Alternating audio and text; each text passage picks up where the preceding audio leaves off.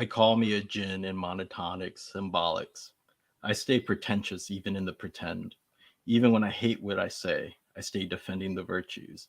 I stay Gilbreth, shuffling the deck of life. Even when the gaze is hazy, I stay. Pass another trite stone about finding my backbone. Even when it glows in the dark night, I stay.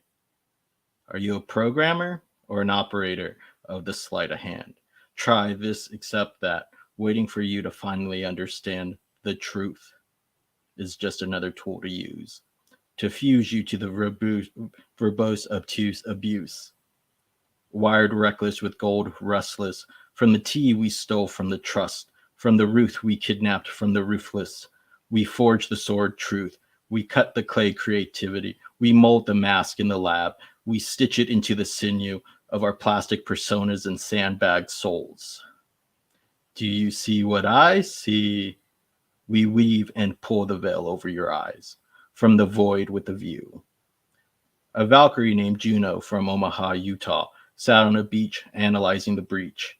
Her four-headed hounds howled, phase shifting from the Isles of Anima, becoming an arrow into the rift. So come and tap into this channel, hijack the brainwaves, return to the mask, bask in the bells of Barbello, say hello, and ask yourself, do you remember what I told you about the truth? Welcome, welcome, welcome, welcome to the Ruse.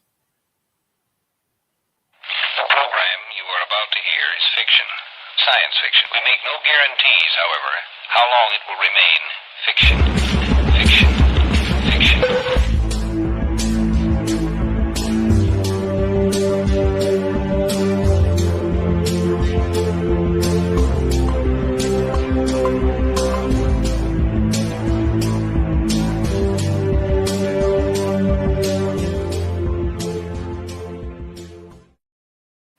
Strategic salutations, Cognonauts. Welcome back to another episode of Exofathom. I'm Mike, and as always, I'm joined with my two lovely co-hosts, Nick and Ayla. How y'all doing? Hey, happy day. What day is it? Monday? Good. Yeah, Monday. Happy Monday, everybody. Happy Monday. How you doing, man? Oh man, I don't even know what day it is anymore. Coming to you live from a undisclosed location somewhere in the world, where there's where day and night all becomes the same thing after a while. Sweet. But doing okay. How you doing, Ayla? I also concur about the not knowing what day it is. It's weird. All week last week, I was like thinking it was Thursday. And then when it was finally Thursday, I thought it was Friday. I'm like, I have a calendar that I literally stare at, but it's just like, I don't know. Time feels really weird. So, but yeah, I'm good. I'm good. How are you in your undisclosed location? Oh, I'm still feeling manic. That was like a rough landing. I felt like a buildup of energy I wasn't used to. Like it's just been a while. It has been a minute. Apologies to our listeners, but life's been lifing. Oh, Yeah. for sure. For sure. And you know us. We go hard. If we're going to break something, we break it all the way. Oh, yes. So when life's lifing on our end, you'd best believe. All gas, all brakes, right through the wall. But correct. Yeah, no. Tonight I wanted to talk about Ruses. The show was originally supposed to air like a month ago now, I think. So I might be a little shaky on the details, but I figure we could just have a general conversation about it. What do you think about when I say like you pulled a ruse or something like that? What comes to your mind? I would say deception, sort of kind of like a trick. Sometimes a ruse seems like it's a little bit lighter than deception. I guess deception seems more sinister. So a ruse, even though there is no connotation of lightheartedness inherent in it, to me makes it feel like sort of a lighthearted prank / trick. But yeah, I can see that. I think it just might be the way, because we don't use the word ruse that often, right? Maybe it could be a little bit of that. Yeah, it's old. Maybe a little bit of what's the word? Obsolete. But I think it's a good word. Like I think of Lucille Ball. like ruses or Good thought. watching episodes of I Love Lucy. She was always getting into ruses. Yeah, ruse is like, it's still relevant, but it's one of those words that you use really particularly when you want to punctuate something, you know, because I feel like there's only so many words that pretty much everybody uses all the time. And then when you pull out a word like ruse, it's just like your brain's like, whoa, what was that? And it punctuates. It's a really ugly word too. I don't like it. You don't like it. No, I don't. I don't like it. It's the look, the aesthetics. I don't mind the like the phonics of it is fine, but the aesthetics of the RUSE just doesn't look good. I don't know. Oh, I enjoy it. I mean, are we getting conflated with the first 3 letters here? Is this what's happening? Yeah, I have rusophobia. That's so true. Like if that was rusophobia, if that was a word jumble, I would never guess it. I would never guess it. Like name a 4-letter word that starts with RUS. I still wouldn't guess it. Like it's odd. I hear that. It doesn't come up too often. The first time I heard it was in Clerks, actually. Kevin Smith's Clerks, when Randall's sitting there and he's like just reading a newspaper and not giving a crap about the customer. And the customer like shows him the same tape twice to see his opinion on it.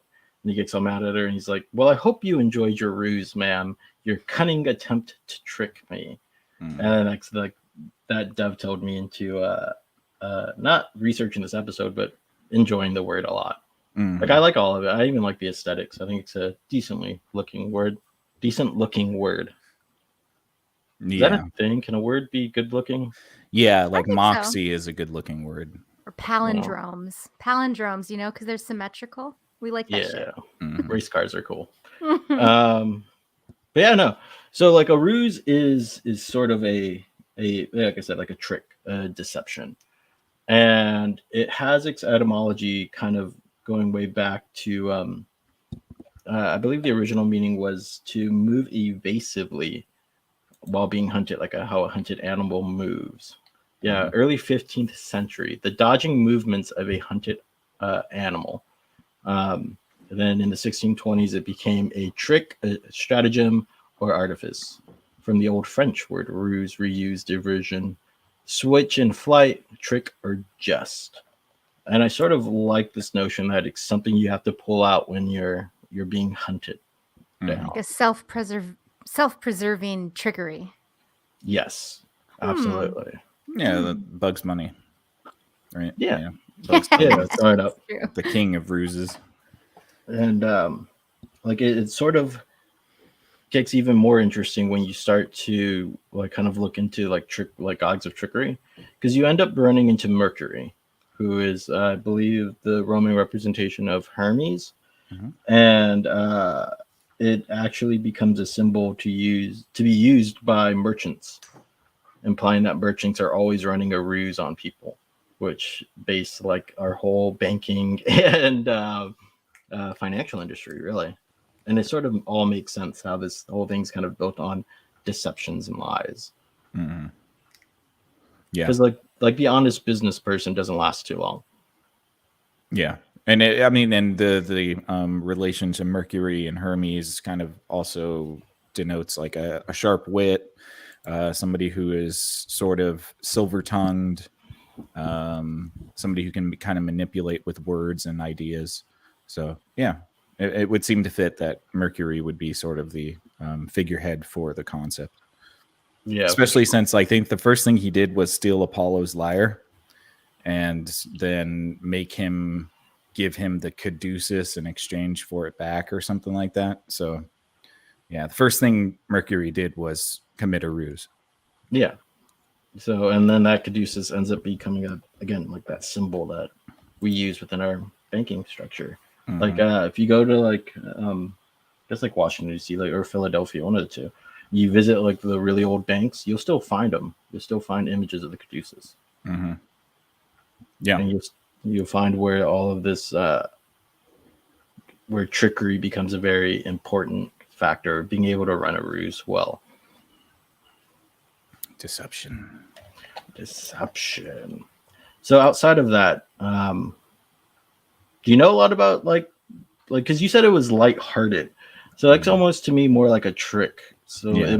the word ruse itself might be a ruse where it sounds lighthearted, but like you apply it to what's called like ruses of war, where you pull tricks on the enemy to gain the upper hand, basically to avoid fighting a difficult battle. And it gets really kind of dark and shady.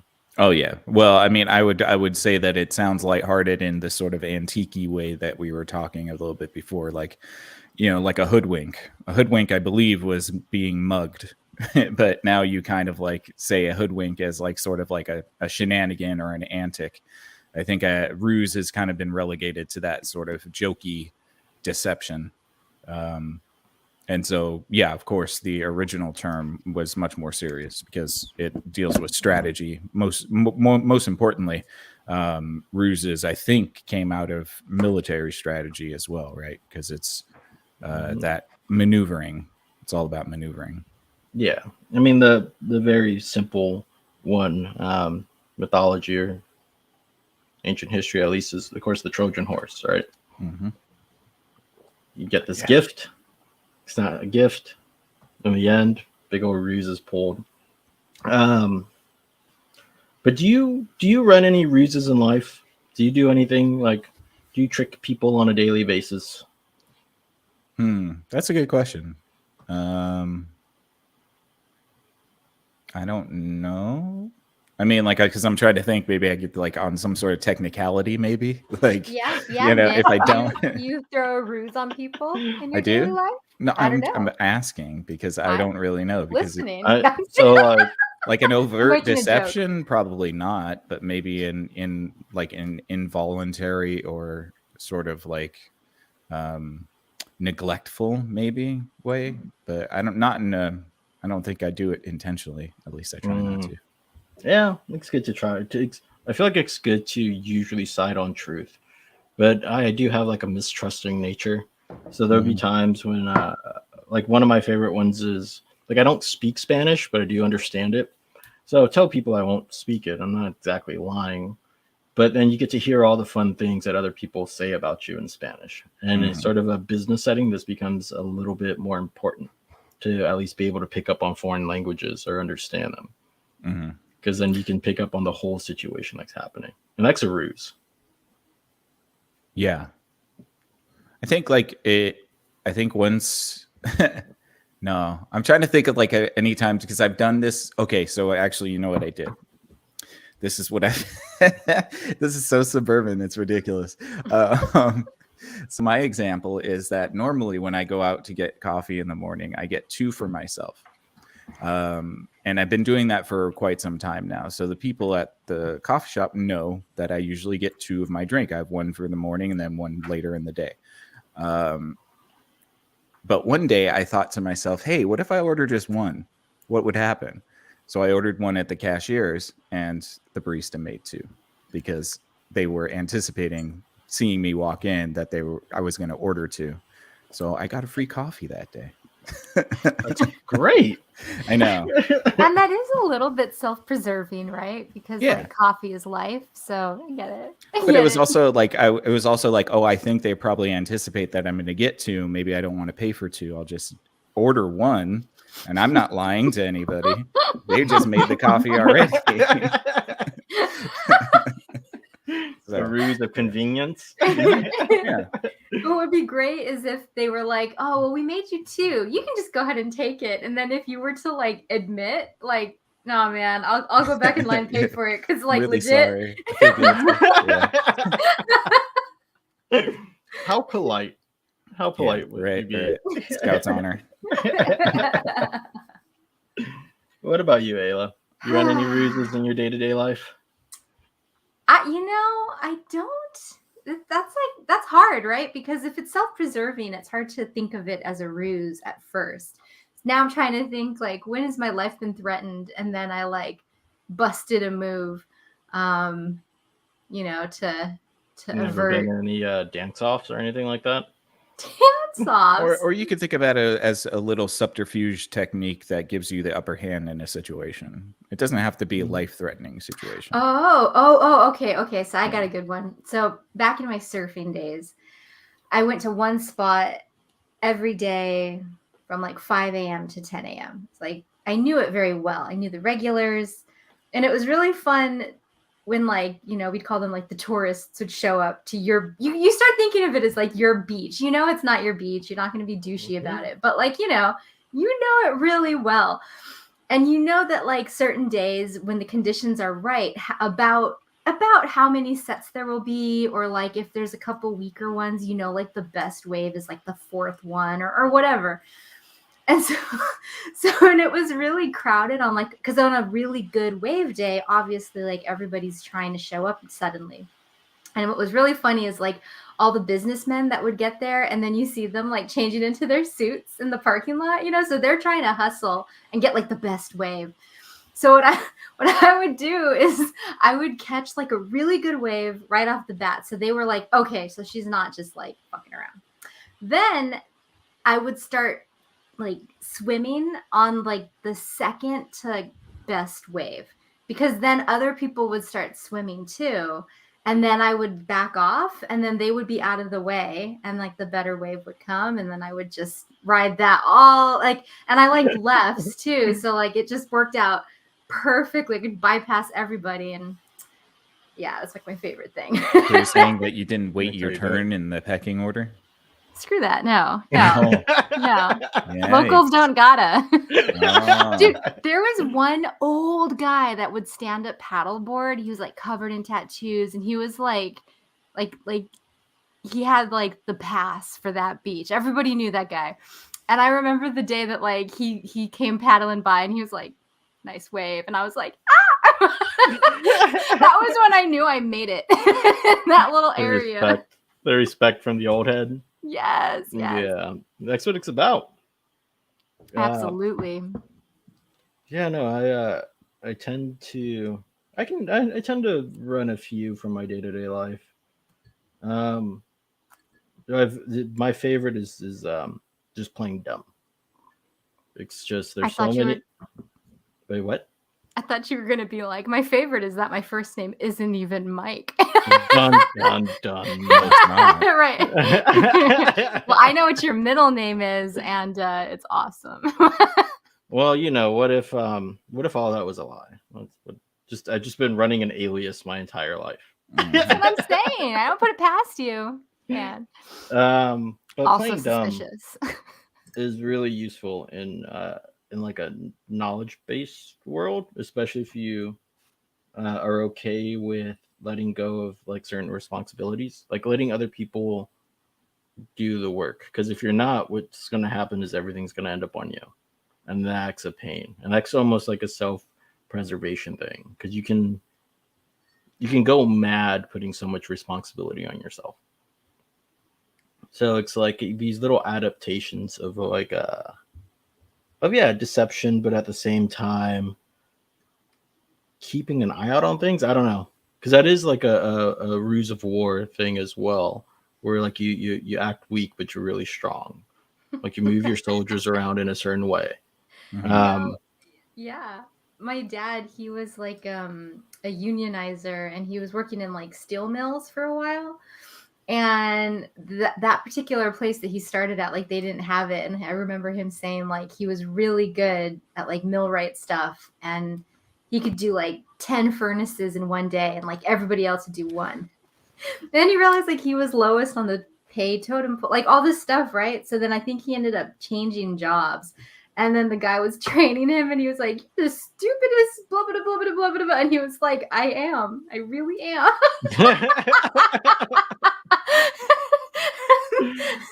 He was like, that's the only thing you could do when you didn't have a union to like back you, at least for him in that situation. He was like, yeah, I'm just gonna have to self-preserve however I can. Yeah, that's even like one of the rules to power. And have you come across the book? Like I think it's like 42 rules to power, or some 52 rules to power, the rules to power, something like that. There's a lot of rules out there. I don't know. It's like a pretty popular book. But basically it outlines how to gain power and how to preserve it. Borderline Machiavellian, but at the same time just showing guidelines. And one of them is to never outshine the master. Mm-hmm. And that's like a thing I've seen plenty of people do, like just workers just do that all the time, to their supervisors or something like that. Just like, yep, nope, no, you're right, I'm an idiot. Nope. Oh, I'm so sorry. I'll get it right next time, and then walk away, and then have Mhm. like So these ruses do become daily facets of life, even if we're unaware of them for whatever reason. Yeah, I think of it as like psychological like camouflage almost. In camouflage in the sense that it would give you an upper hand in sort of a war situation. Your enemy would not see where you are or where you're coming from. Like in World War Z, when they ended up dosing everybody. Yes, with just like the movie with Brad Pitt and the Brad zombies Pitt. and Israel. Yeah, That's all exactly. the zombies. Yep. So good. Thank you. I Thank you can so watch much that for movie enriching my every point day. with a Brad Pitt movie. World War Z forever. I love it. Anyways. The zombie movie. No other associations with that. Yeah, no, I mean, I would think of it as sort of like a psychological form of camouflage or cloaking. Maybe cloaking's better because that would insinuate invisibility. Like having a poker face, but mentally, not letting people see your cards until the moment you know that you will get the thing that you're desiring. Yeah. Or hopefully that's how you want it to go, right? Yeah, if everything goes well, yeah, absolutely. Yeah. Yeah. If someone doesn't see through your deception, then if someone sees through your deception, then you're kind of screwed. Pretty much, yeah. Yeah. And these words, deception and ruse, are pretty much the same thing, though. It's a lie. It's a trick. Like that you're trying to pull. It's not. It can be lighthearted, but at the same time, it can have pretty significant consequences. If either caught out or if all goes to plan. For example, like one of my favorite from more modern history was during World War II, the whole D-Day thing. Just passing a bunch of fake ships. Basically, the Allies basically broadcasted a fake message and had fake ships and things like that to fool spy planes that the attack was going to happen, I believe, far more north than it did. And so that diverted a bunch of German panzer divisions, a bunch of military power up north, and then allowed the actual attack to happen in a way that it was too late for those battalions to come back down south and support.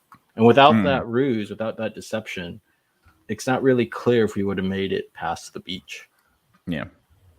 Of course. Didn't we also use inflatable tanks at some point too? Yeah. Like balloon tanks, just to make the Germans think that there were more tanks than there were. Oh, yeah, of course. All those things. And that always happens in war. Like that's when you get closer to talk about how like propaganda is all ruses, right? All tricks, all deceptions. And those psychological warfare departments become just as important as the conventional warfare. If not more so sometimes. Because you think about like the Churchill fireside chats or whatever, and it's like all that was morale boosting for the British. I don't know if they would have made it through the Second World War if it wasn't for somebody like Churchill who could rally the people like that. So yeah, no, most definitely you need it, and you combine that with some good blunders on the German side, and you have even like in the darkest moments, those darkest hours, that thing come back to life, that morale. Because once you break a morale, then that's it. It's done, And that's like also kind of a good ruse to keep up is even if you're personally feeling routed, like whatever life throws at you, it's better to try to make it look like a tactical retreat than a complete rout. Because if you're routed, you have no plan to get back into the fight. You should always try to get back into the fight of life. It even goes back to like the art of war stuff too. Like I think I said it earlier, but when you're weak, look strong. When you're strong, appear weak. That might be actually one of the first military ruses in a book somewhere. And it's kind of interesting too, right? Because you think about the utility of lying and the importance of lying. And I think that sometimes we, as a society that wants to aim towards truth and values truth at the highest levels, I understand that. But like the incredible utility of lying has also been an unsung hero throughout the ages. Like where would we be if we didn't lie about a lot of stuff? I don't know. So it is kind of interesting that we look at something like a ruse, and it's tied to sort of deception, and as a society that values truth, we kind of see that as we even associate it with Satan, right? The great deceiver. So it's this embodiment of anti-truth is like the most evil thing that you can do, but even sometimes like it can be the greatest weapon you have as well. Sometimes too, like the only weapon you got. Right. And it becomes like it's as you try to make yourself a honest person, don't try to make yourself completely honest. That gets on the other side of the problem. I've seen Liar Liar. I know. Oh, as long as it's not a Brad Pitt movie, it's okay. Right. Yeah, absolutely. Yeah, it's a Jim Carrey movie. Then it's a Jim Carrey movie. What about Nicolas Cage? What about Those are some other good movies, Brad Pitt and Nick Cage. It's like my faves. Oh, yeah. Like my go-to I thought he was in Liar action. Liar for a second. I was like, wait, what? Oh, no, I was just... Yeah. He might have fit in well. I was trying to get you to like go, Nick Cage. Nick Cage is fine. You don't mind Nick he's Cage? ridiculous. He is ridiculous. Yeah, but that's fine. He was great in Gotta get back to my ladybird. Yeah. Like his hair in the wind. I just watched Escape from Alcatraz, or like I don't think that's the one. It's the one where they have Sean Connery, who did escape, try to help them get back in to prevent like an attack. It holds up. It's still very fun. Isn't it called The Rock? That's it. Yeah. That's what I watched. Mm-hmm. Escape from Alcatraz. Isn't that older? Yeah, isn't that like a Steve McQueen movie? Maybe. I'm thinking something else, but yeah. Anyways, we're getting Probably off the same rails. time frame. Pretty Yeah. still impressive to bring that out before that deep pool. No, but as you kind of aim towards being an honest person, you will find lying to be incredibly useful. I mean, it happens a lot too in job interviews. People will lie to you to see if you actually know what you're talking about. And me, that's one of like the things I hate the most. It's like, oh, so you're now setting up a pattern of behavior where you're going to continue to lie to me, even if I work there. I don't. Why? Oh, sure. I have a college degree. I have a bachelor's in sociology. Whatever it takes to get me hired. Yeah. Or whatever it takes to get me not hired, or for the opposite end. Whatever it takes to get you off of this candidacy list. Let's run it by. So that's where like I kind of like smirk at it. But as you aim to become a more honest person, lying does become a more powerful weapon, because then your word will be taken as truth. Like, because it's like if you're constantly lying, it's easy just to assume that you're lying. But if for the majority of the time you're telling the truth, it becomes hard to discern when you're lying, unless they have expertise within the thing that you're talking about. That's like The Other Boleyn. Have you seen that movie? I'm just coming up with movie references today, but it had the guy with the small ears. What's his name? What? That doesn't help. Eric Bana. That's his name. Right? Eric Bana? I don't know. Who are you referring to? It's called The Other Boleyn Sister or something like that. But essentially it was Henry VIII and the one wife that he Anne Boleyn. Anne Boleyn, yeah. So it's about her and her sister. And I don't know if it's like based on real or if there is a sister. I did look it up and I don't remember what I found, but the idea was that like Mary was the nice sister, trustworthy, hardworking, honest, and like Anne was the conniving one. And it was really interesting because like towards the end of the movie, there's a moment where Anne is like begging her trustworthy sister to uphold a lie for her. And that's like a really sticky situation where, you can live your whole life building up this sort of like honesty credit and it's like reliable.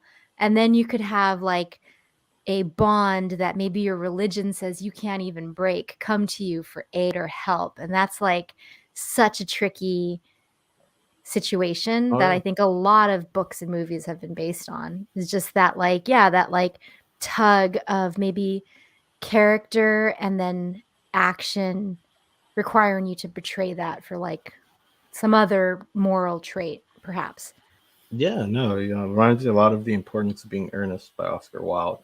Right, these two guys who are pretending to be the same person, but they're not Ernest. They're not the guy Ernest. None of them are, and it's sort of the joke around that idea. But no, yeah, you build up this sort of honesty credit, and it's what I found. It's not the same as good and bad deeds, right? Like you can build up your good deeds credit, and then one bad deed can erase all of that.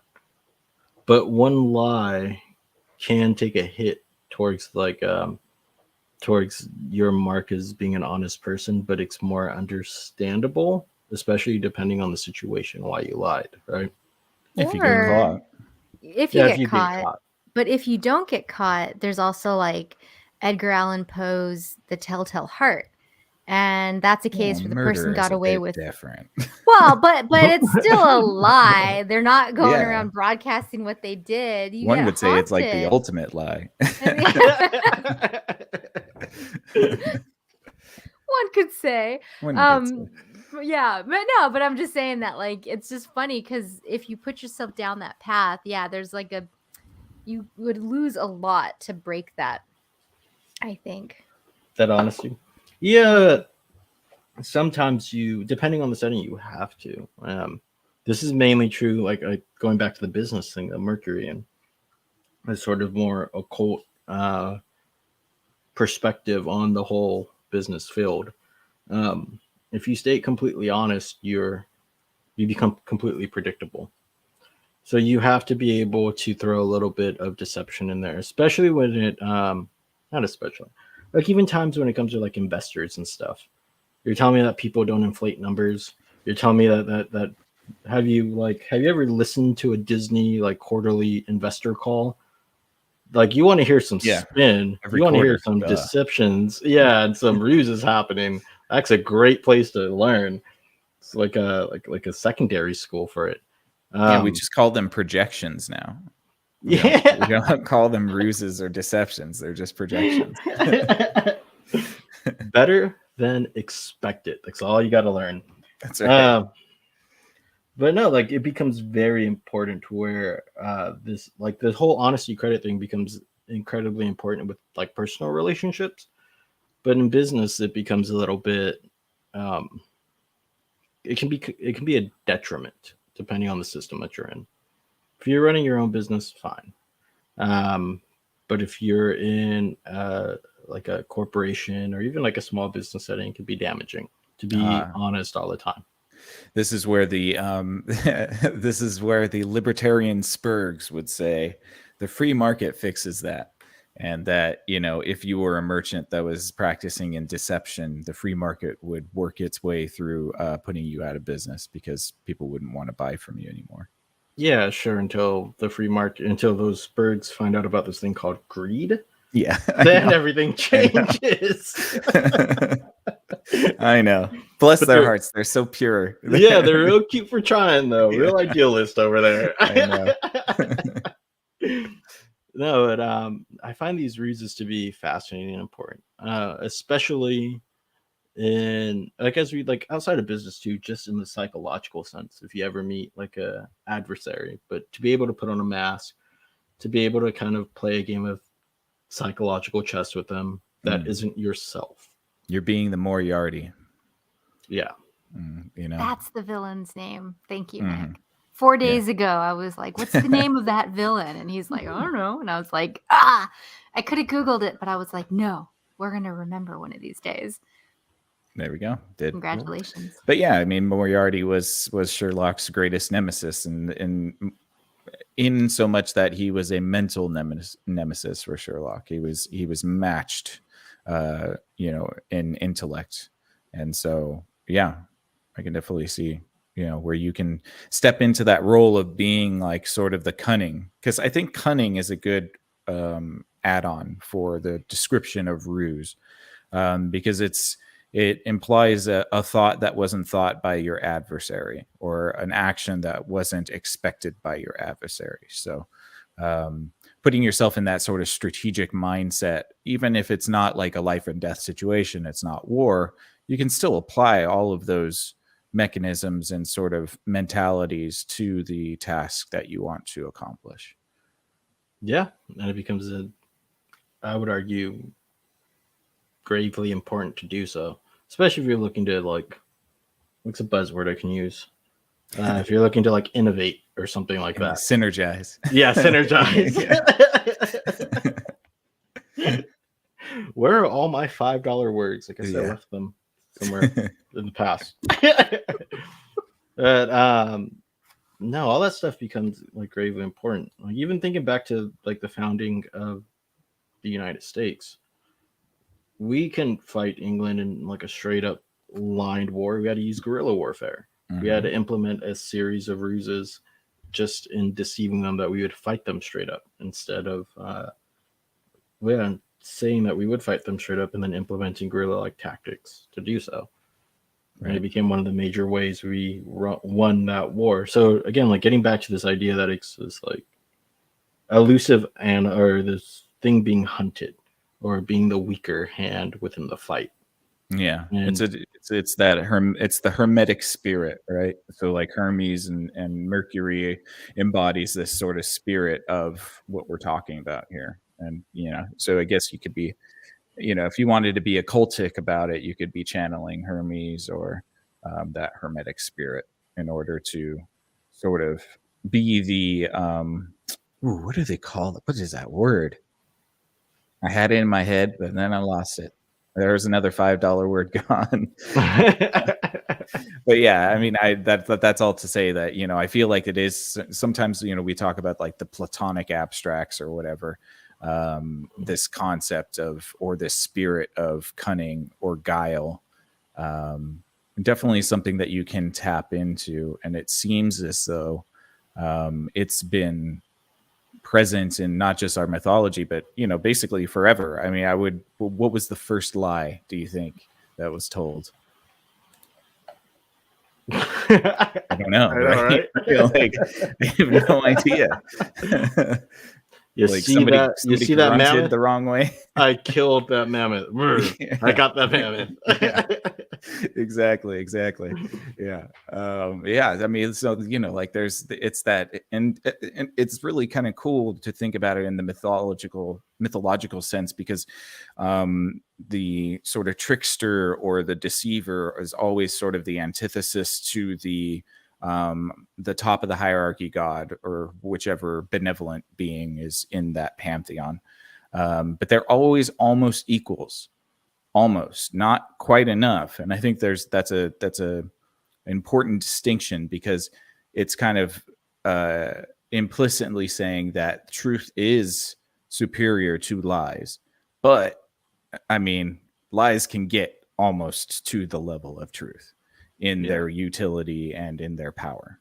Yeah, and sometimes necessary. Like like Hermes, that notion of you're touching on it, cunning, but like the divine trickster god, that divine, it implies an element of grace, right? Like you have to be kind of graceful to be a good liar, con man, a confidence man. You have to have a certain bit of charisma and grace to try to get all this stuff past people, right? And it can get you far, but it's not as good as the truth. Yeah, that's why Hermes had the winged helmet and the winged sandals. He was fleet of foot, which is also fleet of mind and quick-witted, which would sort of denote that savviness. Yeah, and like it's even thinking about going back to military stuff. My mind's just jumping to a bunch of places. Sorry. Like flares on the back of a helicopter or a plane or anything like that. That's a trick. That's a ruse. That's a lie. But if that helicopter was to stay honest, then that heat-seeking missile was going to collide right into it. Oh yeah, like chaffing. Yeah. Yeah. You have to have those moments, and it's true with the human spirit. Like sometimes you have to be elusive. You don't have the option to fight a straight, honest fight. So when you do, you have to pull out these sort of tactics, which makes me feel like in a society that can be ardent with its need for honesty, deception becomes a little bit more demonized than it needs to be. Yeah, I think it's demonized in the fact that usually the victims of lies are humans. You know what I mean? So like lies personally afflict us and harm us. So like I can understand where the demonization of deception would come from, but it's also a sort of utopian in the idea that we could ever get to a point in which lying is unnecessary or obsolete, because there'll always be utility for it. And I think that a lot of people try to fancy themselves as above all of that. And maybe that's just a product of living in a society that allows you to not need to lie.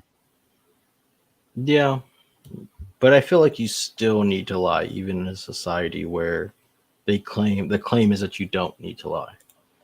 Like that might still in itself be a route. Oh, you still do need to, but I think a lot of people, like living your truth and expressing yourself, it's all about this, like, this authenticity. Well, really the deprivation of authenticity, and so we're reaching out for stuff. But it goes back to like the exception of the shadow, right? The understanding your capacity for evil.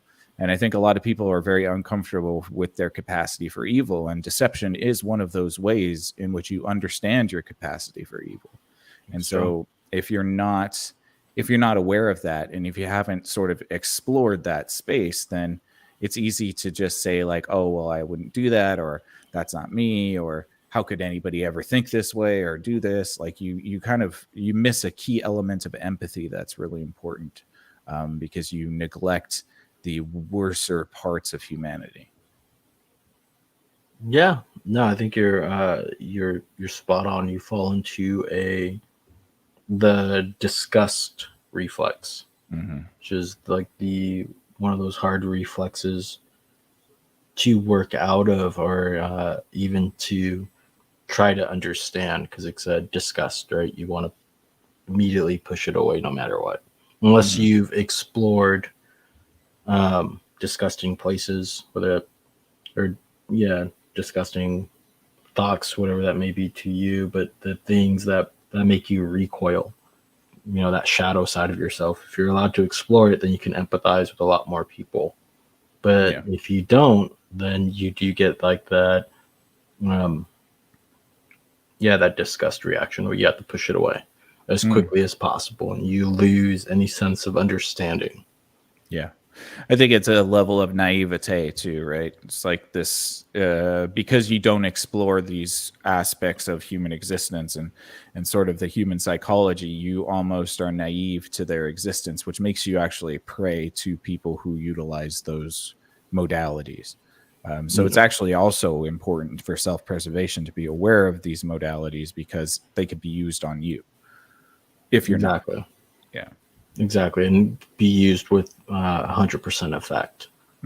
Not without you wouldn't even pick up the inklings that you're being, are you past 10 minutes? That you're being bullshitted for something, right? Yeah. Like you just wouldn't know. You're a sucker, right? Which kind of brings me up to this interesting thing. Like when I was researching this, I was also kind of looking into sleight of hand. I think I almost broke my hands trying to learn how to like one hand shuffle a deck of cards. Nice. And trying to learn how to 3-card Monty, never to like actually scam anybody, but just to learn a bit of the sleight of hand, try to understand it. And I ran into this thing called the Gilbreth's principle, which is a statistical, mathematical, that's redundant. It's this principle that in a seemingly chaotic system with high amounts of uncertainty, you can actually do things to make it pretty much 100% certain. So like the way that magicians manipulate cards, they work on this Gilbreth principle and these cycles of shuffling cards. And I feel like if you consider events of life or your life like a deck of cards, right? Because we always say like, I got dealt a bad hand or something like that. If you're able to manipulate them in a certain way, through using ruses, sleight of hand, this sort of thing, then can you give yourself the highest probability for success with the lowest amount of probability of appearing foolish? Mm. And would that be a scam? Like, can you actually manipulate your way into this? Because according to certain principles, you can, and probabilists love decks of cards. It's a really interesting problem. That's all. Yeah. Well, if you think of it as like even a poker match, right? Somebody holding absolutely jack shit can win the pot. Yeah. It's just a matter of whether you can signal to your opponents that you have better cards than you actually do. So yeah, absolutely. That's where you utilize the wit. And so that goes deep into the mythology and folklore and stuff too. We've had episodes on, we did David and Goliath, right? And the notion of David taking down Goliath is that he used his intelligence instead of just his brawn. And that has been, I think that's like an anthropological, like deep primal ancestral memory that we have from the times when we were, like banging, each other's heads into the trees as monkeys, and then we decided that we could actually use tools. So I think that there's this like ingrained sort of idea that that intellect is superior over sheer might. And so that in that game of poker, if you can utilize that intellect to your fullest abilities better than your opponents, you can win even if you have less tools or, a crappy hand. Yeah. No, you're right. And that plays out too in chess. Mm-hmm. Like you can, to a certain extent, overcome a material loss based off of maneuvering, or if you just use that wit. And maybe that's sort of the joy we get out of lying, out of like a successful ruse, that we've been able to use our wit to deceive somebody and get our goal. Yeah. Which might be like a weird addiction spiral then, where you want to lie constantly to get whatever you need. It becomes a quick hack some ways in order to sort of get the dopamine hit of an execution of will. But yeah, I mean, I could see where it becomes a sort of like a crutch or maybe even a bad habit, because I think that if you realize that you can lie to get your way and you're not going to suffer any sort of consequence, then naturally as biological beings, we want the path of the least resistance. And so if you can create that path of least resistance through deception, then it becomes dangerously enticing to just continue deception as your modus operandi. So I think that the pitfalls of many of folklore and mythology and all of that tell us, like, hey, be careful. The boy who cried wolf. Don't cry wolf so many times, because eventually nobody's going to listen anymore. Yeah, you find this a lot in software development, which is super interesting to see, where you'll have developers just kind of reuse code, not actually build up their skills, but be able to have enough to just kind of stick things together and call it their own, or even in the worst case, not build anything at all, but call it their own. And they can get by depending on that sort of it's not honesty credit that Ayla was talking about earlier. It's more of a ethos credit. Like they have a certain title, they have a certain position. Maybe early on they did the work, but they've drifted off the path. But they're able to deceive enough, to run enough ruses to where they don't really have to put any effort in, but they lack certain skills. Like you ask them to build something from the ground up, and they'll start to come up with questions or excuses. Yeah. And it's really interesting to see, because that's like, it becomes this weird pathological system of engineering that should not really exist at all. It ends up being detrimental to the business or to whatever end goal the group has. And that becomes a cosmic lesson, right? That's the cosmic lesson, is that if you're lying, you're not only lying outwardly you're lying inwardly. And so by bulking yourself up like that, making yourself look better than you did, you neglected the skill that it takes to get to that point in the first place, and you realize you've left yourself lacking. It reminds me of the fortune and luck episode that we had, where we talked about Fortuna and the two paths, right? The garden path that starts off beautiful but ends up in hell, and then the hard path that looks really tough but ends up in a beautiful pasture. And so that's another sort of illustration to the choosing of the difficulty in the short term for the long-term rewards, instead of the expedience of short-term gain for the neglection of long-term rewards. Yeah, and it's where that element of strategy really does come in, to not just blindly lie. Like, I almost feel like ruses are, they're strategic. They're a strategic lie. You have to know where and when to lie, and what that lie is going to be, and the end results, right? For example, with the D-Day thing, boistering up your troops with balloon tanks.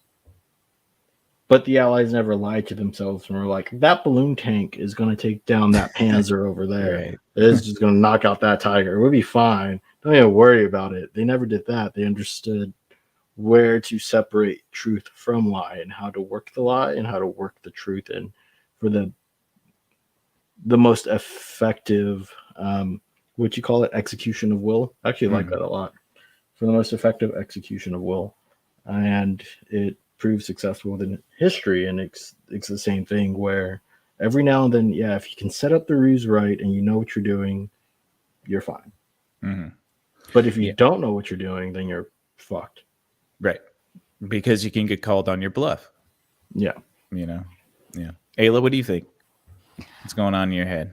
Oh, well, I'm just listening to you guys, branch it off into like military theory and mythology, and I guess a little bit psychology of what you were talking about, Nick. But it makes me think of there's a new documentary that came out, and it's about some chick who pretends she's not a fashionista, but like some rich person who is cool, a socialite. I guess that's a thing. So that's what she pretends to be, and she ends up being really good at faking it. And I don't know the real story. Is it the Theranos lady?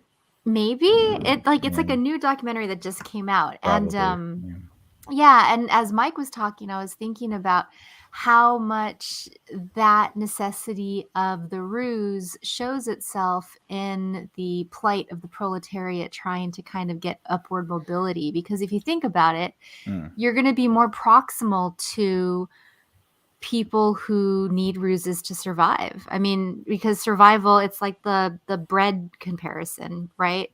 But instead of stealing a loaf of bread, you're compromising a little bit of your morality credit, which you can do to a point, but then it's like you can become a respected member of your community. But if it's all on a bed of lies, you're just waiting for yourself to be found out. And so it almost cheapens any reward you would gain, which is a little bit depressing, because it's like, well, then how do you do it honestly? Because Mike was saying, right, like how many businesses that are honest stay in business? And I think that's a fair question. I mean, you want a certain amount of liquidity in any type of business, as well as a rainy day fund. It's hard to justify how much is enough for a rainy day, right? Like anything could happen. And so that's when you get greed becomes coveting, and it's just interesting. There's a whole lot that you could think about it. I'm even thinking about Gatsby, right? Because he had the ultimate ruse where he assumes the identity of this benefactor that was dying. And it's interesting because he met all of the benchmarks, right? He lied, and he became wealthy, popular, blah, blah, blah, blah. But at the end of the day, he still couldn't be the thing he was aspiring to be, because the thing he was aspiring to be was pretty shitty.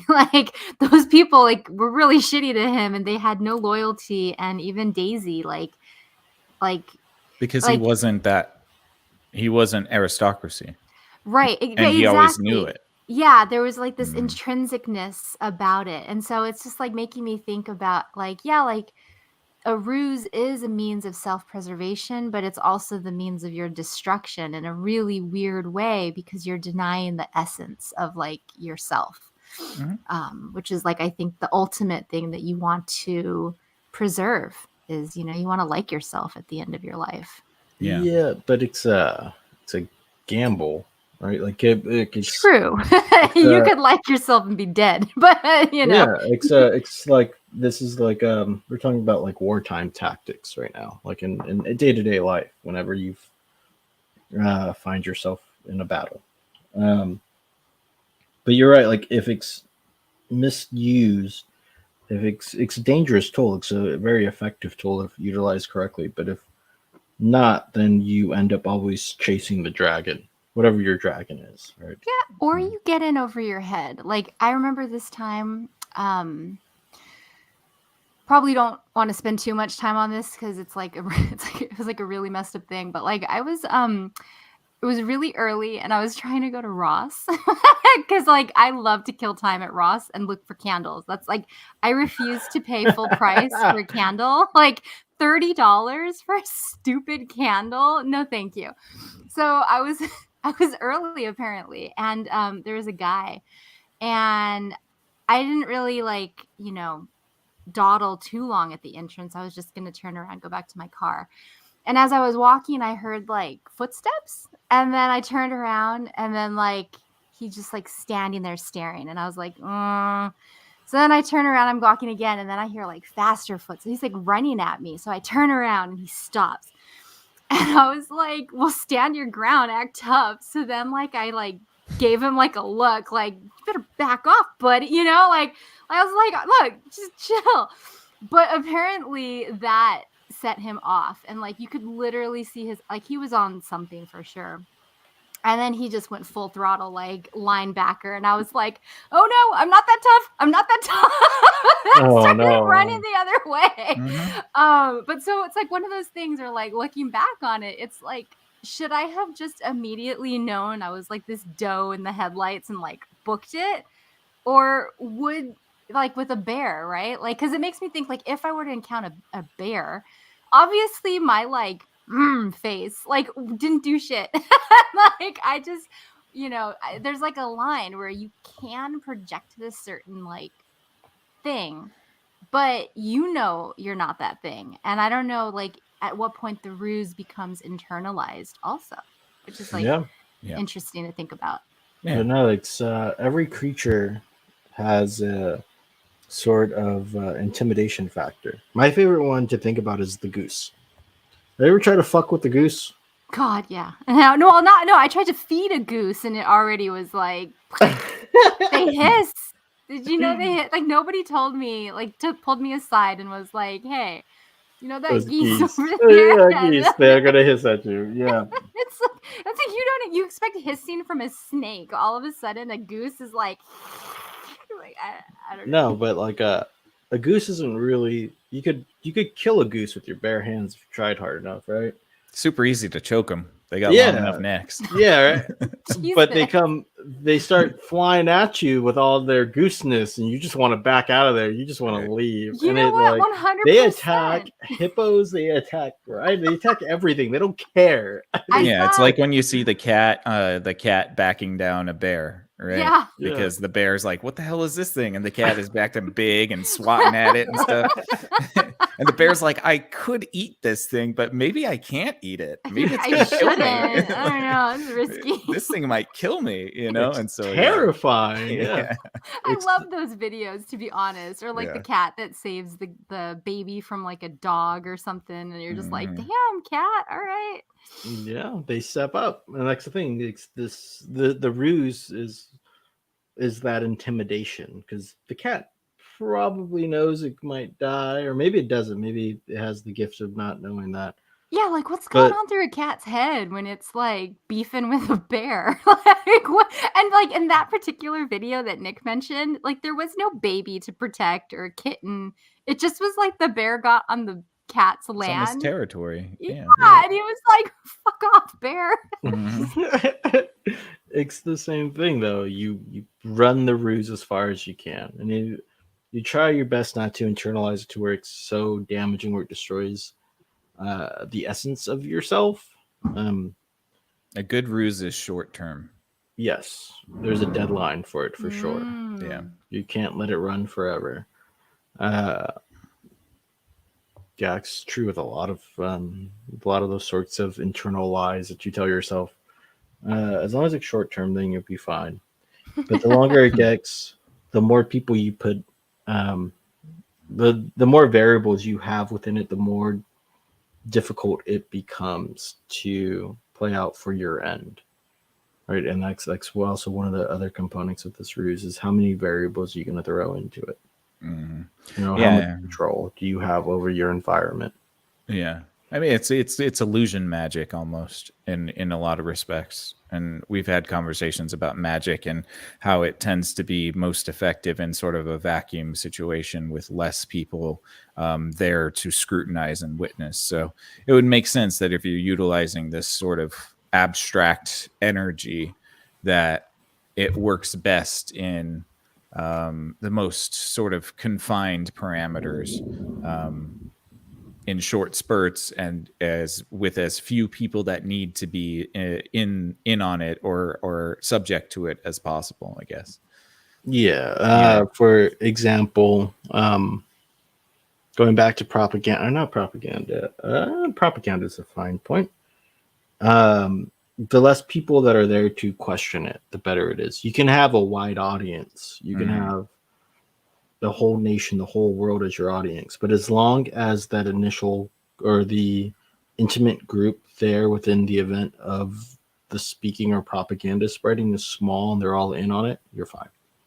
Right. You know, like that's the way 3-card Monty works. It's not just a sleight of hand trick. It's the fact that if you ever see it being played in the street, that probably the crowd centering around them and then a few people outside of the crowd are all in on it. Plants. Yeah. Yeah, they're all in on it, and they're waiting for somebody to come in and try to bet. Yeah. You know? You let You- you let your friends win a couple in front of some strangers, and then they're like, "Oh, I can do this," and then you got their money. Yep. Yeah. And then you got their money. But it's funny too because, like, have you ever willingly participated in a ruse? Yeah. Where I I was told you on about the my Starbucks ruse. where I was on Well, the shit end of the stick. exactly. Yeah. Yeah. Yeah. Because I was going to say, like, been rused. yeah, but like, it's a ruse, but you're like, I'll play, kind of like the card game. Like, I'll step, you could, I don't know, when you were describing it, I was like, I would still play because you get to hang out with some people and you're like, yay, just be Well, conservative about how Just much you lose bet. money. I guess But you get to Yeah. go to the casino. It's the same I mean, thing, that's, right? yeah. Well, that's what, like, when I'm at a I mean- casino, I'm like expecting to lose. I just want to have fun. I mean, in outside of the money thing, sure, but that's where I get a bit more devious. I see it as a opportunity to learn more about my ability to conduct a ruse. Maybe I can conduct a counter ruse in the mix of the ruse. If I think I see where I know where it's going, if I have a gut instinct, maybe I can plan something within the confines of that ruse and the people within it to change things a little bit. Or how far can I run it? Or how far can I act in a certain way to like let's just see how far this game can go, sort of thing. Even if it ends up in a losing hand, I want to see. Yeah. Getting back to money, I guess, like in poker, buying the pot. If you're going to try to buy the pot off of me, there might be a time when I'm like sort of like 10 whiskeys deep and I'm like, screw it. Let's just see how far we can. I have the Doyle Brunson hand. I don't know. I don't have nothing. But let me just keep pouring money into the pot. How high are you willing to go? Let's just figure it out right here. Playing chicken. Yeah. Mhm. And that's where this becomes a big gamble in a lot of ways. Well, I it's thought you also- were asking. I was like, I would never gamble more than I would spend on a meal. Oh. I got real granular real quick. Like, got it. I got the answer. And I was like, oh, wrong question. Well, it is a kind of a something to point out is that we as a society, I mean, like maybe I'm overlooking something, but it is interesting that there are very few opportunities for normal people to just practice deception.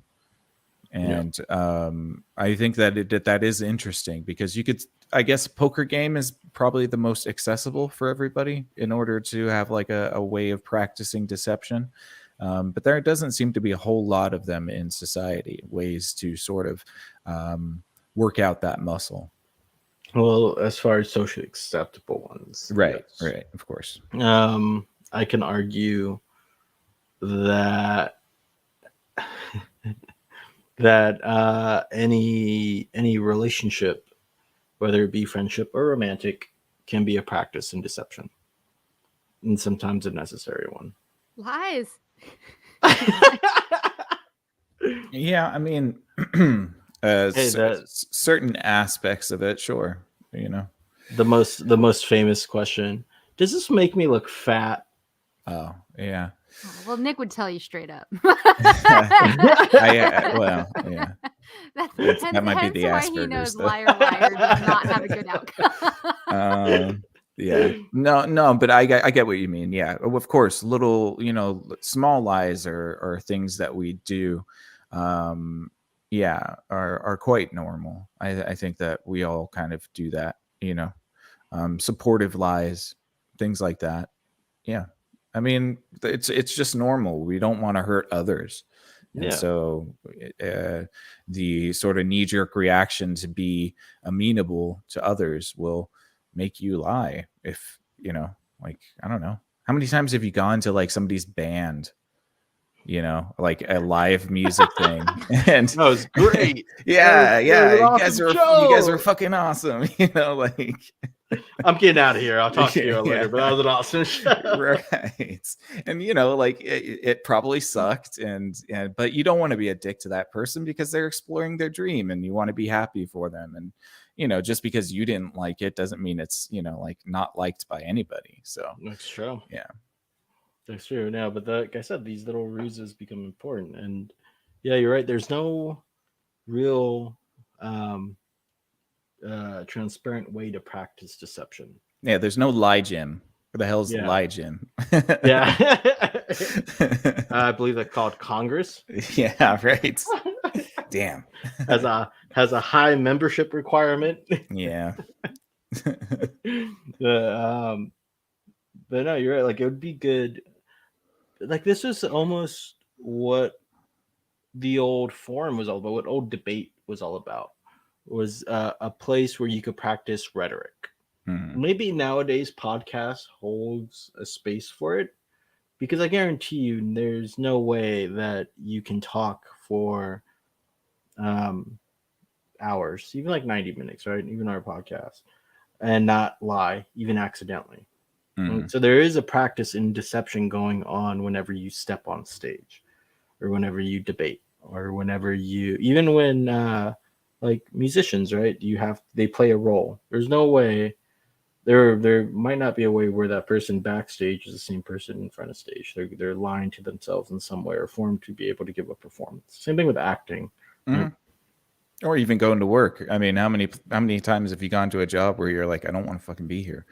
Yeah. And you just have to put on your face and be amicable, and then you get to hate your life when you get home.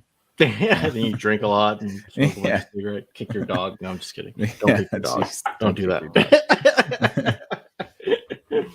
Oh, but no, it would be cool though to have a socially acceptable form of lying, of like having a rhetoric club or something like that, where, because the rules of rhetoric are different than the rules of philosophy. You're allowed to lie in rhetoric. If the person doesn't know the rules, they don't know how to punish your lie, they don't know how to punish your ruse, then it gets by and everything's fine.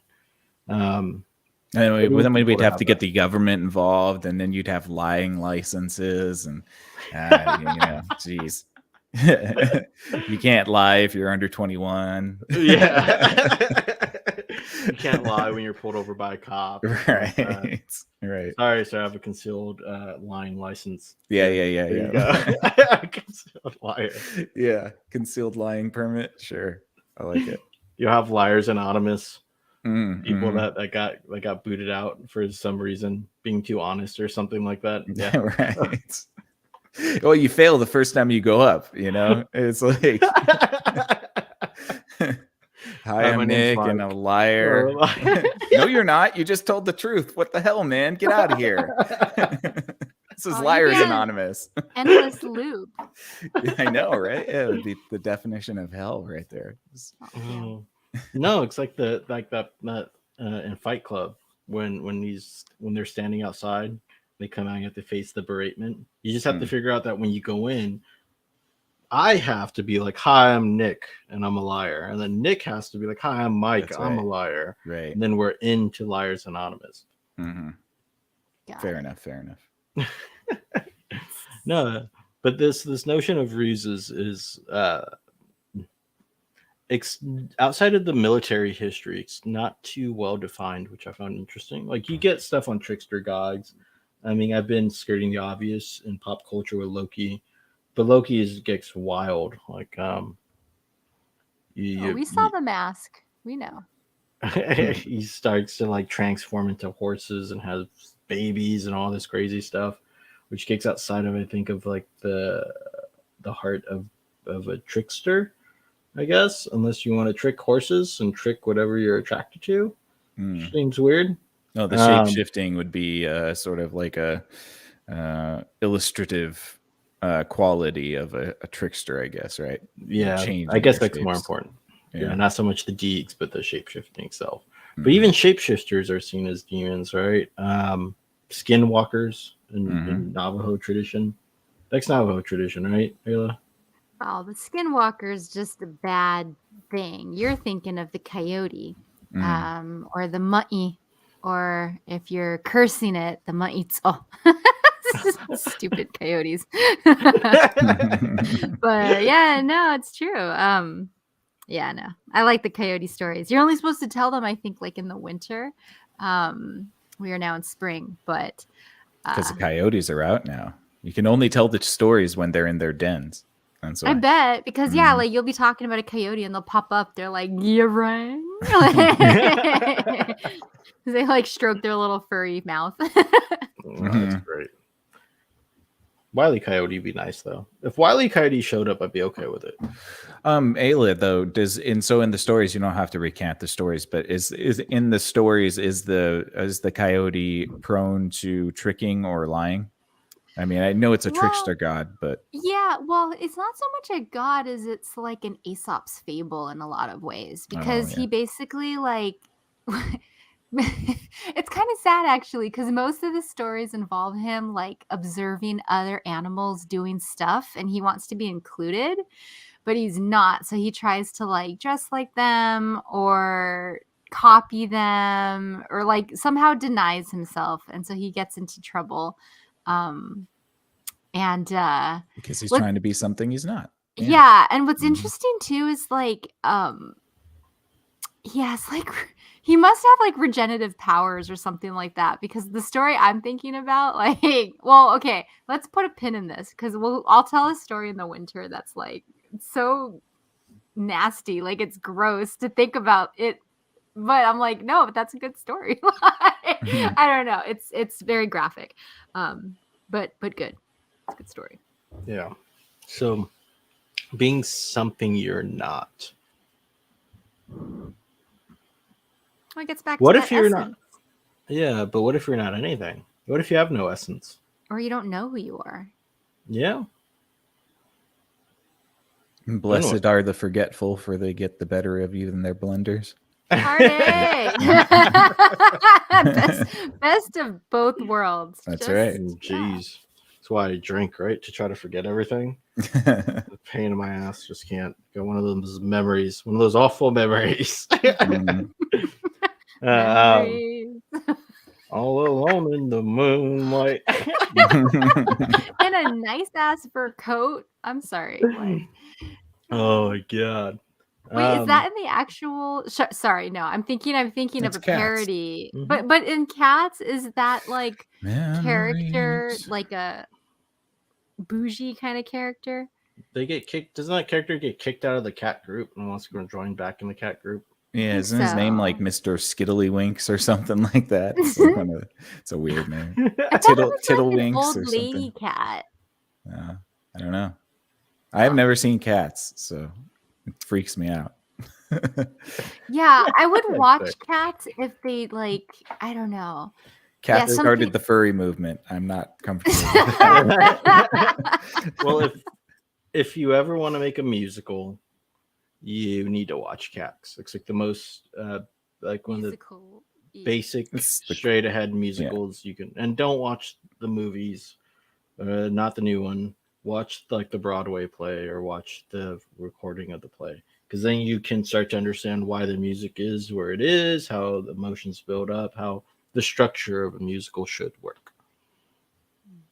Yeah. But Watch, if you're trying to get into furries, then don't want. Then And watch the there's new better one. things. Yeah, then watch the new ones. Do I have anything left on Ruses outside of just enjoying them? There's like a big element in me that enjoys being a trickster, and I don't know quite where that where that comes from. It's from your hunting instinct. And one could hope. I was gonna go Nietzschean with it, and I was gonna say Yeah. it's from like a slave instinct. Oh no, I think it's Never much have. deeper. I think it's much deeper than social dynamics. I think it comes from hunting. Because I do it to Ayla all the time. I sneak up on her all the time, and I love sneaking up on people. Like it's No. one of my favorite things to do. Like, And you know the worst and the best part is that like I love noise canceling headphones because like if I can't focus, I'll yeah, she's taken the sport out of it, which kind of sucks because like, now I can just stomp around and she can't hear me. At least I had to be quiet before. Where's the cunning? Yeah. Where's the joy? Totally just took all my weights out of the gym. But yeah, I think it comes down to like that sort of like early human hunting mechanism. Like we had to be stealthy, we had to be quiet, we had to be sneaky, we had to be smart in order to get our prey. And I think that all of those things are so just like deep down in us that they manifest in really intricate ways, especially since our cultures and societies and behaviors have evolved so much since early man. It's interesting to see the ways that they can manifest themselves. Do you think? Sorry, Ayla. Were you gonna? Oh, I was doing a head nod plus. Indubitably. Yep. Yes. Mm-hmm. Do you think we've grown because we have this aim towards truth and honesty? Have we grown more brutish? Do you think we've left this cunning and sneakiness away that was so part of our nature because we've been diehard honest that we become brutes? Maybe in some sort of aesthetic way. We've become brutal in our expectations for sort of social interaction. I don't know if we've become physically brutal any more so than we've been for millennia. But I could see how society becomes more stringent and rigorous, and in turn sort of brutal because we value truth so much, and we really try not to tolerate any sort of deception at all. Even though everybody's running a deception while they're saying deception's bad, like we're even lying to ourselves in that, which is kind of ironic. Yeah. Go for it. I was gonna say, kind of just like what Nick was saying. Maybe I'm just saying the exact same thing, but I mean, like in a universe where we really don't know any absolute truths. Yeah, like anything we conjecture could be a lie. Just we don't know it yet. Yeah. But it's interesting how quick we are to speak with confidence on anything we think we know is true. Yeah. I think that's the pitfall, like the first philosophical pitfall, right? Even Plato says, it's like rule number one for philosophy. It's like the more you know, the less you know. And so I think that people who may be uninitiated in more, abstract ideas, perhaps feel that confidence. What is it called? Damn. It's not I think it's the Dunning-Kruger effect, right? It's like the less you know about something, the more confident you are about the topic. I was just reading something about this too. I know what you're talking about. Yeah. And the more you know about it, the less confident you start to become. Right. Mhm. Right. That's where you Well, get with- like things like the yips. You start to Yes. overthink in sports when an athlete starts to overthink stuff and stops Yeah. like existing in their body, and then they start screwing up because it's like, you're conceptualizing way too much in that. Yeah, or even imposter syndrome. Same thing. It becomes that quicksand that Keanu Reeves talked about in The Replacements, where one thing goes wrong, and then another thing goes wrong, and then another thing goes wrong. I like that he didn't use the term chain reaction. He used quicksand.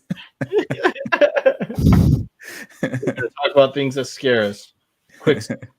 Oh no, Shane, quicksand scary as a motherfucker. You step in and you can't get. No, I don't think he's talking about something. I'm sorry. It is surprising how quickly you can fall into quicksand. Just ask Nick. It's true. You can. It happens very fast. It's actually, I'm very proud of that. It's a lifelong goal of mine to get stuck in quicksand, and I did it. So, I mean, how many people do you know can say that? That's pretty cool. It's But true. yeah, It's true. yeah. It isn't necessarily a chain reaction. It's more like you step in it and you're already waist deep. So Yeah, it was bad. And then like the more you wiggle, the like further you go, and you're like, oh no, stop moving. Tall enough to just stand there. Yeah, I kind of just like leaned so that my legs could kind of go away, go up a bit. Yeah, but luckily I didn't get too deep. But that was fun. It's a mark off the bucket list. Indiana Jones had me thinking there was going to be more quicksand in the world anyway. So for a long time as a child, I was afraid to walk on the beach because I thought the whole beach was just going to be quicksand. Oh, that's frightening. It's a reasonable when fear. It is when you get close to the water, like it starts to have that like shakiness to it, and just like, I don't know how deep that is. Yeah, I think I've touched on the points. Why don't you talk about a little bit about Hermes and Mercury, merchants, deception business, Loki? Yeah, but Loki's not. Oh, I mean, It's in your notes, man. I'm just looking at your note subject titles. Yeah, because I had to throw it in there because it's pop culture. Right? Obligatory. Yeah, everyone knows Loki. I think I've touched on everything I want to touch on. Military ruses, maybe not like all case examples of military ruses, but we didn't need to. I think the point I wanted to illustrate more is kind of how life can feel like a war, and in those wartime states, or in business, if you're an entrepreneur, then I'm sure our listeners will know what I'm talking about. But when you hit that war state where you might have to implement these ruses because you have the weaker hand, or it's just good to do, it's just prudent warfare, or a last ditch effort, right? Yeah, it's like it's the Hail Mary. It's almost you're throwing the dice, right? Like, because really what a ruse is you're leaving it to sort of like you said, a sort of curated set of probabilities, and you're trying to refine those probabilities down to the one that you want, but you're still within a sort of like, almost infinite set of probabilities, a small infinity. But the thing that absolutely terrifies me, and when I first came across this idea, thanks for reminding me about this, Nick. You're a great friend. I started to cry a little bit because, this small set of probabilities, but if you're an efficient operator at the sleight of hand of life, then you can stack the deck in a way where there is none, which implies that there may not be free will, because free will is so dependent on this wide infinite probabilities. But if you shuffle life in a certain way, then those fringe possibilities go away, and it becomes less and less and less until you reach a certain certainty. And that's terrifying to me. That's one of the most terrifying things I've ever thought about. But isn't it like so? To me, that would be like pulling the camera back to reveal the full picture, but the processing power that takes in order to sort of so this is like chaos theory, right? So it's like in infinity, if you have enough computational power, you would be able to start to see patterns in infinity. I don't see how that's any different than us building the Tower of Babel.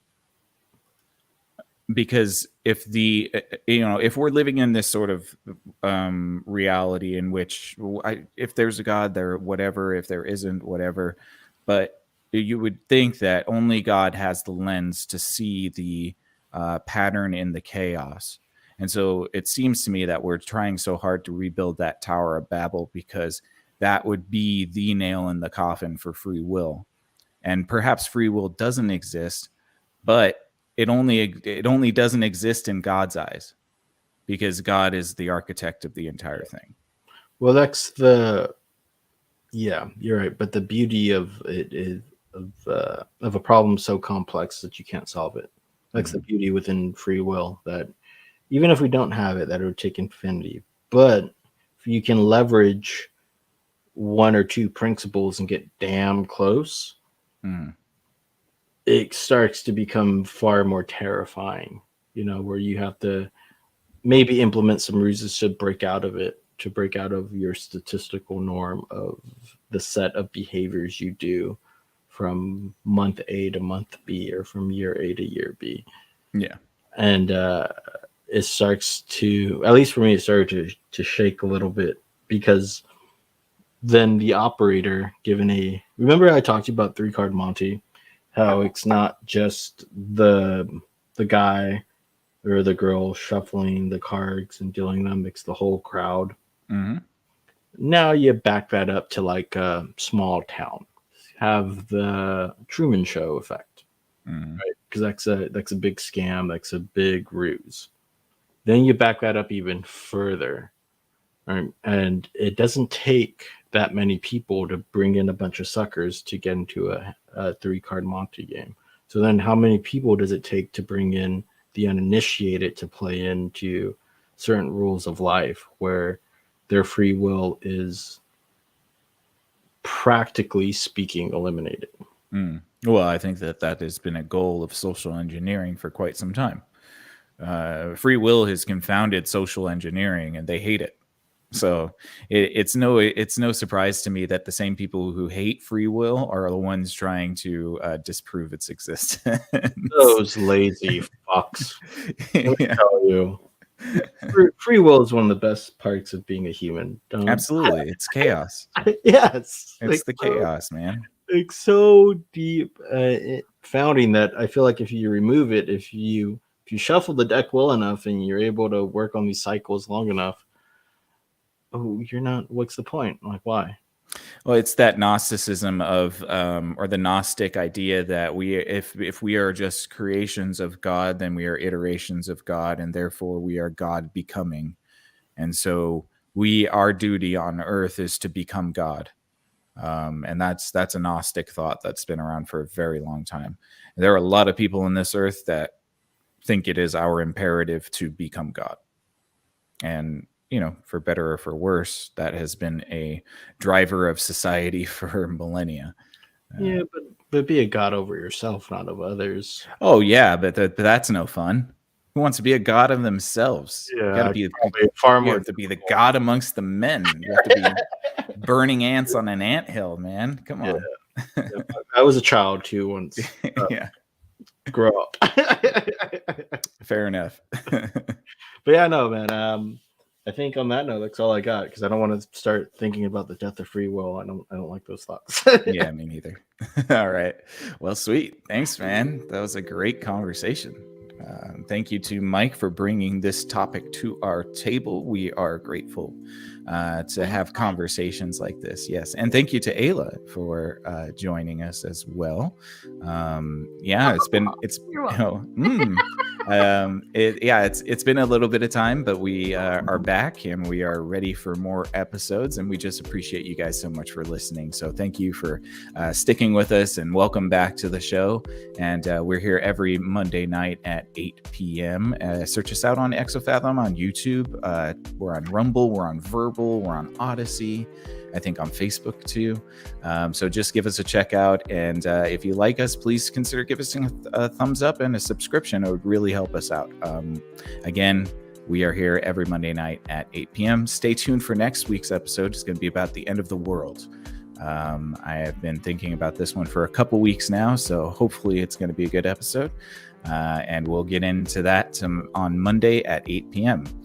We're a part of a podcasting network called Tinkering Talks, and we have friends that do podcasts. Mike and I do a podcast with our buddy Keelan on Wednesdays and Sundays. It's called Screen Time Continuum. If you're into movies and TV shows and reviews about those types of things and trailers and stuff, why don't you give us a look-see and see if that might be something you're into. Screen Time Continuum on Facebook and on YouTube. Dijon the Mustard, who's a friend of our podcast and also a co-host on Screen Time Continuum, has a Twitch channel. It's called Strawberries and Coffee, and he does his Twitch streams Tuesdays and Thursdays at 10:30 p.m. Be sure to go check him out on Twitch, Strawberries and Coffee. He also has a YouTube page you can check out as well. We also got Keelan. He does If Numbers Could Talk and Screen Time Continuum with us, and he's got If Numbers Could Talk on Tuesday nights at 8 p.m. And he's got a Facebook page and a YouTube page. He's also on Spotify, so if you want to go check him out there, you can do that as well. Until next time, Gognauts, thank you so much for taking this journey through the infinite, and we will catch you out there.